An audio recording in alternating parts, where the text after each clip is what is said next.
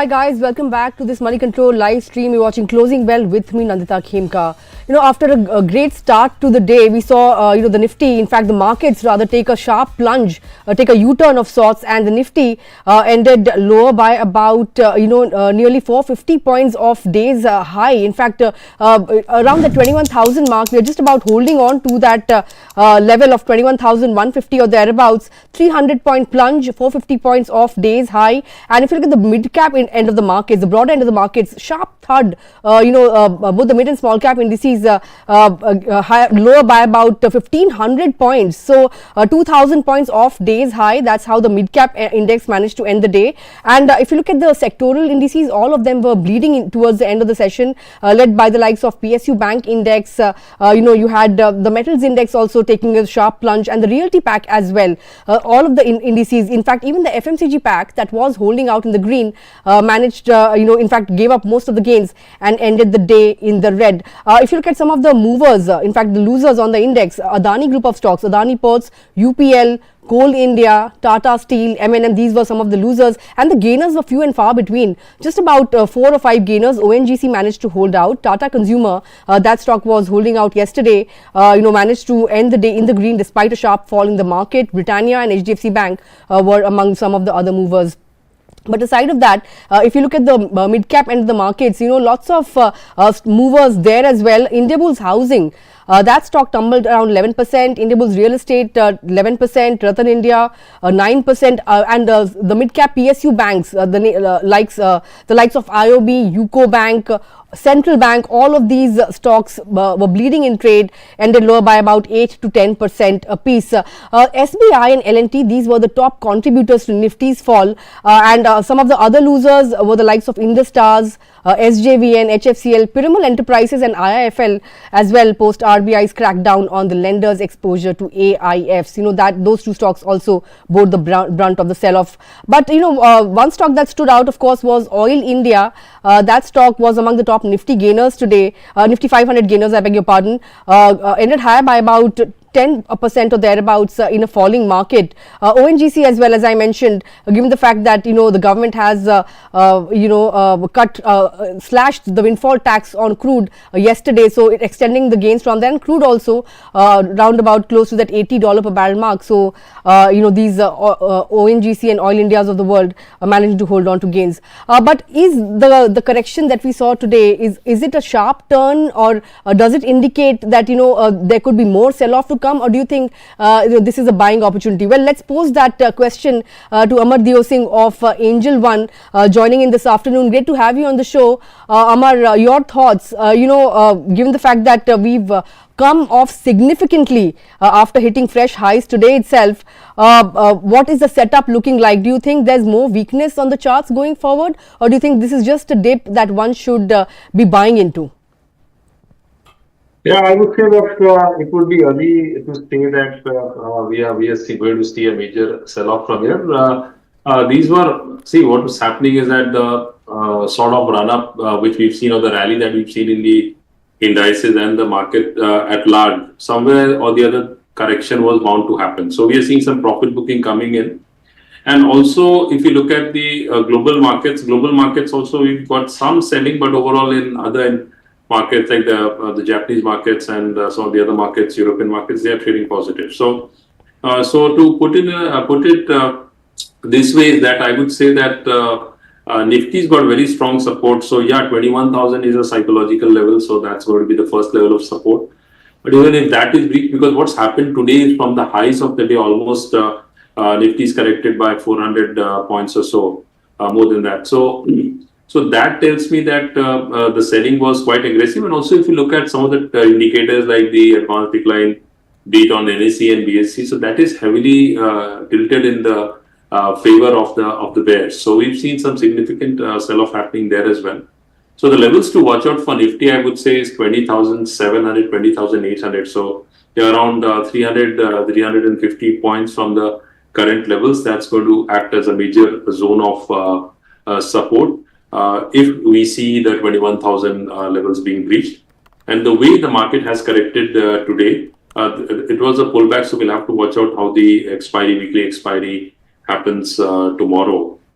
So that's something we need to look at. And the major heavyweights in terms of heavyweights, if you look at all the indices, stocks, be it Reliance, we saw selling there, and also the banking stocks. Some of the banking stocks have also witnessed a sharp sell-off. Right. So we have, When you talk about the banking names, some of these PSU banking names, the likes of IOB, have fallen quite a bit, 9 to 10% kind of sell-off coming there. Even SBI, that was one of the top contributors to Nifty's fall, right? And just last Friday, we saw SBI hitting a fresh 52-week high. Do you see any opportunity to buy this stock at current levels, or do you think there could be some bit of reversal, and the up move that we saw was just temporary? well, see, as far as SBI is concerned, SBI, we could say that there could be, see, what's happening in SBI is that the short-term trend continues to remain and the medium-term trend continues to remain very positive. And the long-term trend on the monthly charts, that's more or less, I would say, choppy, not very strong momentum. So what's likely to happen is that higher levels definitely will be sold into and profit will be booked. Because if you look at SBI as recent as the end of November, the stock was trading around 560 levels, and currently it's around 635, 636. So the stock has correcting all the way from 660. The stock has rallied by almost 12 to 15% in the last less than a month. So correction is bound to happen, and that's I would say a healthy sign as well. As far as SBI is concerned, 600, that's going to act as a very crucial zone of support. Long term, I'm not very, I would say, I would be wary of entering SBI at the current levels. All right, that's the view on PSU Banks and especially SBI. But what about Reliance Industries? That stock had just started participating, and today, even though the markets have fallen quite a bit, Reliance Industries ended lower by about 1% or thereabouts. Would you advise investors to use this dip to buy into this stock? See, what we are seeing in Reliance is that in spite or despite markets making record highs, Reliance has not been able to take out its previous high.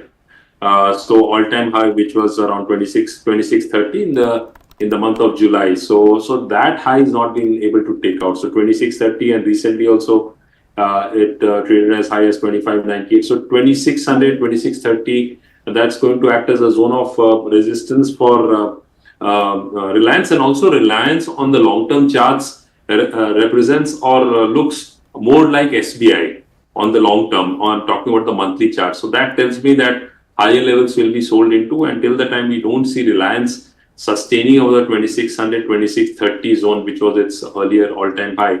That's not taken out. We could witness some sort of consolidation and some sort of correction. On the downside, however, Reliance has got very strong support coming around the 2400, 2450 zone. All right. What about Oil India? This stock has gained somewhere around 15% in the matter of 5 sessions. And now with crude prices heading up once again, the likes of ONGC and Oil India, of course, stand to benefit, as crude realizations inch up, right? So, would you see more upside on some of these stocks, Oil India and ONGC?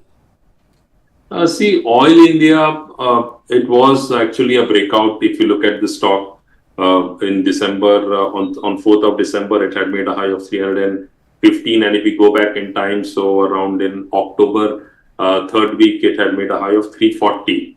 So somewhere around 340 and 330, 340, that was acting as a zone of resistance, which it took out today very easily. But what we've seen is that the stock was unable to stay above the levels of, because it had made a high of, today's high was almost 400 levels. So 406, from there it has corrected close around 360. I would say the markets definitely overall the selling pressure has impacted the stock, but the stock has also witnessed significant volumes today. So today's high is going to act as a major zone of resistance for the stock. If the stock is unable to breach this level and starts trading below the 340, 330 zone, that means we can say that a top has been made for the stock. Otherwise, the long-term trend for the stock remains strong and positive. So any pullback in the stock should be used as a buying opportunity. 330, 340 is the immediate zone of support for the stock. All right, that's the view then on the oil and gas pack. But let's shift focus to FMCG. The off late FMCG pack has been witnessing some bit of buying. Yesterday, it was among the top sectoral movers. Today as well, it was managing to hold out till about midday. But, once the sell-off accelerated, we saw all of the sectors succumb to selling pressure, right? So, Tata Consumer, despite the fact that, the entire market was in the throes of a sell-off, managed to end the day with gains of 1% or thereabouts. The stock hit a fresh 52-week high today itself. Would this qualify as a breakout stock now, or or what kind of levels would you be watching out here?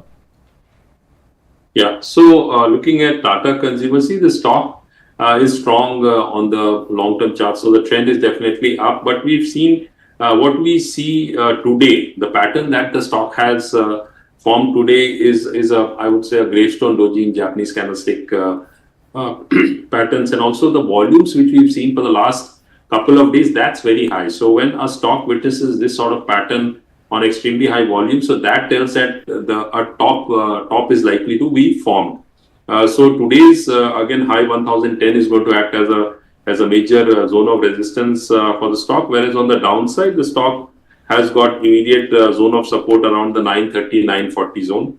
The trend remaining positive, so any correction should be used as a buying opportunity, but one should keep in mind that 1010 which the stock made a high today, that would act as an immediate and important zone of resistance for the stock.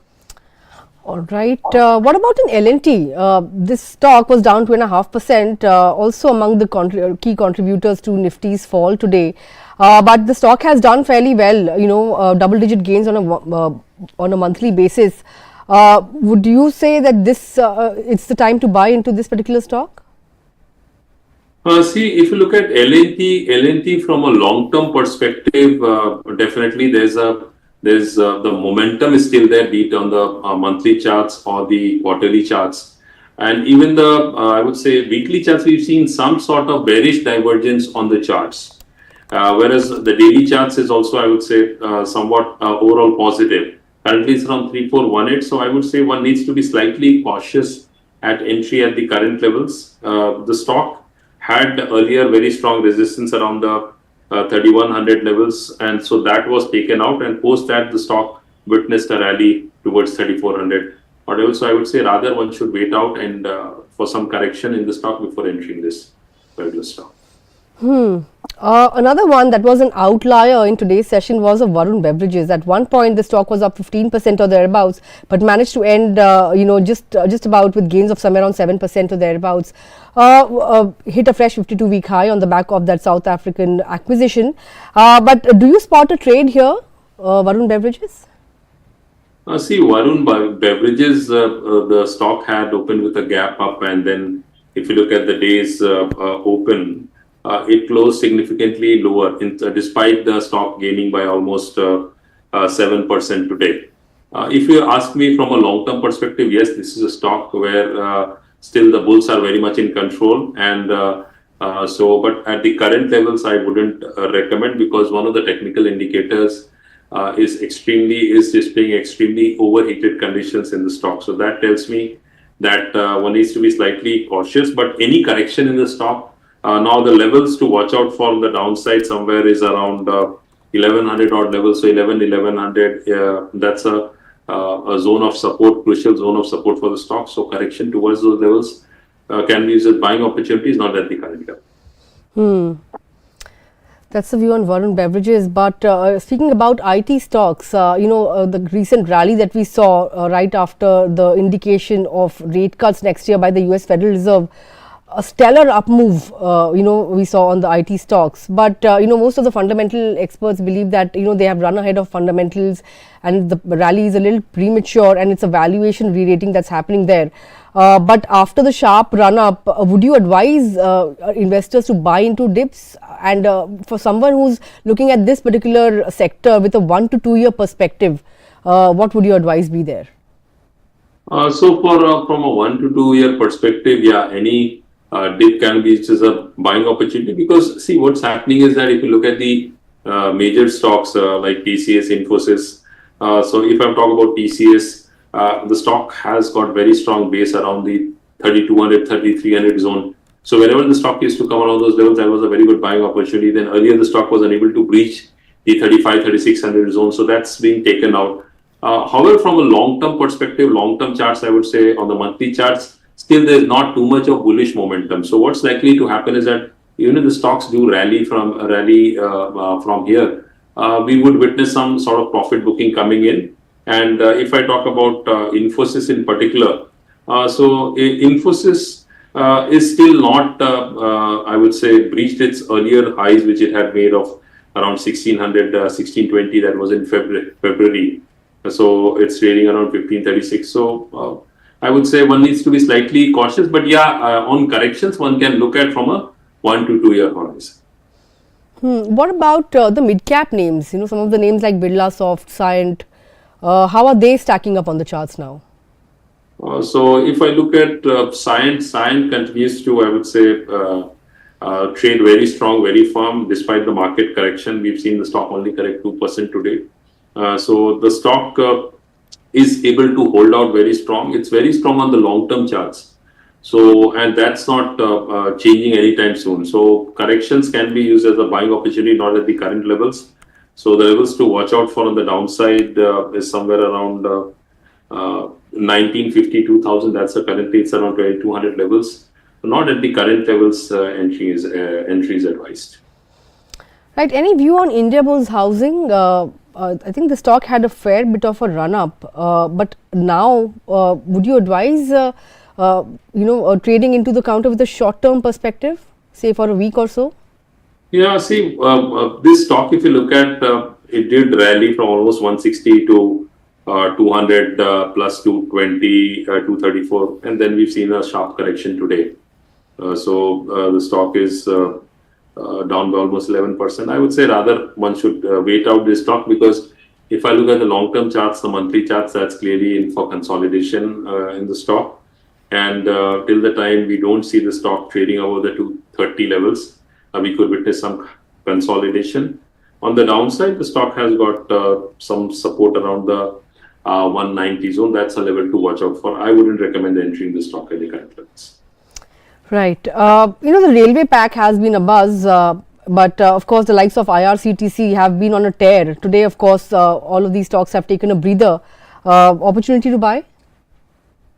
Yeah, so IRCTC, if I look at IRCTC is strong on the charts, there's no doubt, on the short term, medium term. Long term, it seems that it's more of consolidation which is happening after post the sharp run up, because from almost 650 levels, the stock rallied, towards 900 levels. Currently, it's around 815.